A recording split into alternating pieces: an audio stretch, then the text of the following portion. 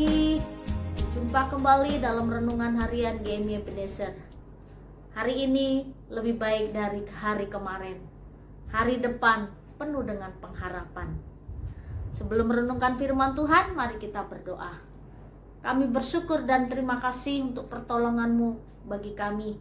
Pagi ini kami mau merenungkan firman-Mu Tuhan. Buka hati dan pikiran kami supaya kami mengerti pikiran Tuhan.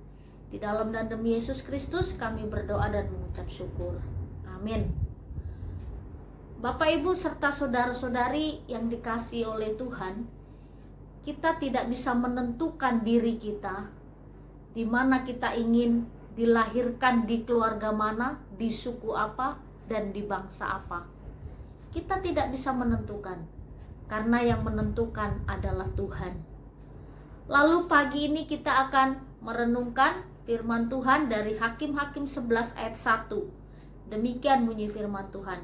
Adapun Yefta orang Gilead itu adalah seorang pahlawan yang gagah perkasa. Tetapi ia anak perempuan sundal.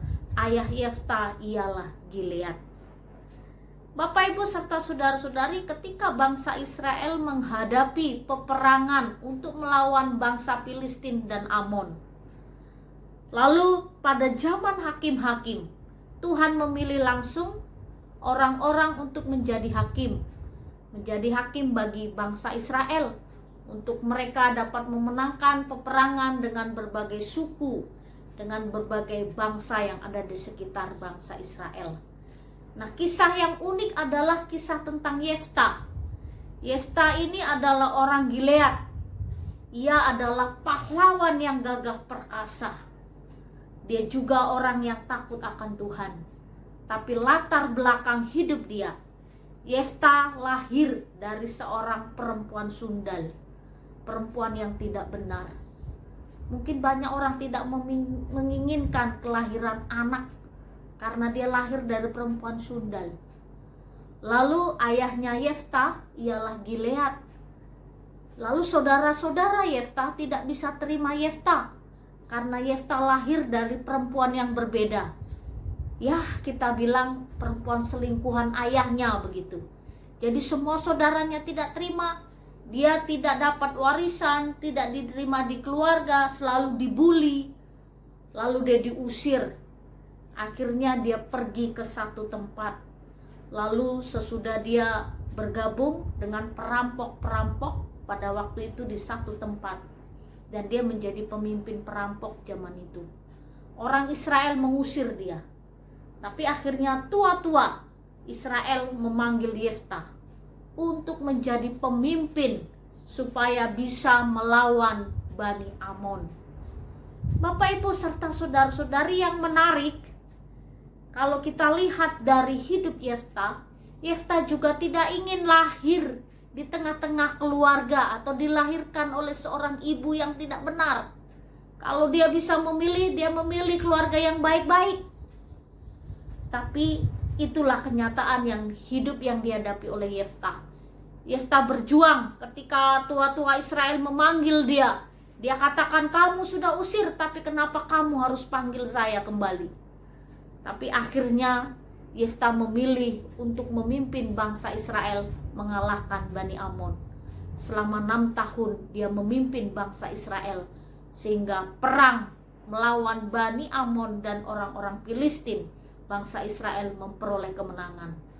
Oleh karena itulah dalam kitab Hakim-Hakim, Yefta dikatakan seorang pahlawan yang gagah perkasa. Meskipun dia punya latar belakang yang kita pikirkan sesuatu yang tidak baik, tapi Tuhan bisa pakai. Tuhan memakai Yefta karena Yefta orang yang takut kepada Tuhan. Meskipun dia hidup dengan gerombolan perampok, tapi dia orang yang beriman kepada Tuhan. Bapak, Ibu, serta saudara-saudari, siapapun bisa menjadi pahlawan yang gagah perkasa. Kalau dia beserta dengan Tuhan, dia mengandalkan Tuhan, pasti Tuhan akan menyertai dan memberi kemenangan. Demikian juga di tengah-tengah hidup kita. Banyak hal yang tidak layak. Mungkin kita dari latar belakang orang yang tidak layak, tapi kita lahir ke dalam dunia ini. Jadi Bapak Ibu serta saudara-saudari, pengalaman hidup itu membuat kita semakin ingin melayani Tuhan lebih sungguh. Tuhan mampu mengubah siapapun, orang biasa menjadi luar biasa. Orang yang tidak punya kemampuan, Tuhan mampu mengubah, diberi kemampuan. Yefta menjadi daftar nama pahlawan-pahlawan di kitab Hakim-Hakim, sederajat dengan Simson, dengan Daud, dan juga dengan Barak, pahlawan-pahlawan yang lain yang memimpin bangsa Israel membawa kemenangan. Hiduplah di dalam Tuhan, jadilah pahlawan-pahlawan yang perkasa, yang melayani Tuhan dan berjuang dalam pelayanan. Mari kita berdoa. Kami bersyukur dan terima kasih untuk kesempatan yang Kau beri. Engkau tidak pernah melihat latar belakang kami, siapa kami, keluarga kami, suku apa kami. Tapi Engkau memakai kami ketika kami menyerahkan diri sepenuhnya kepadamu. Pakai hidup kami Tuhan, supaya kami terus ikut terlibat dalam pelayanan Tuhan. Berkati hidup kami, dalam nama Tuhan Yesus kami berdoa. Selamat pagi, Tuhan Yesus. Sanggup, percayalah, Dia tak tinggalkan